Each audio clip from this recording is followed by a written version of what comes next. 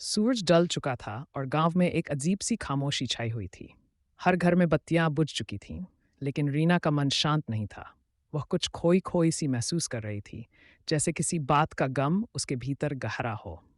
तभी अचानक उसके कमरे से हल्की सी खटपट की आवाज आई। वह चौंकी और कमरे के कोने में देखा, जहां कोई नहीं था। फिर उसकी नज़र उसकी टेबल पड़ी और वह देखती है कि उसके पसंदीदा पुराने खिलौने का सिर थोड़ा घूम गया था।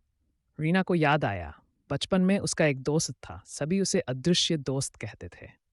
वह हमेशा उसी खिलौने के पास बैठा रहता, उससे बातें करता, लेकिन समय के साथ उसने इसे भूल दिया था। वह खिलौना, वही खिलौना अब फिर से हिलने लगा था। रीना डरते हुए उसकी तरफ बढ़ी। तभी एक हल्की सी आवाज़ आई, तुम मुझे भूल नहीं सकती रीना। ये आवाज़ वही थी जिसे वह बचपन में सुनती थी। तुम कौन हो? उसने पूछा। उसकी आवाज़ अब थोड़ी सी कांप रही थी। मैं वही हूँ जो तुम्हारे सबसे गहरे डर और ख्वाबों को जानता है। तुमने मुझे छोड़ दिया था, लेकिन मैंने तुम्हें कभी नहीं छोड़ा।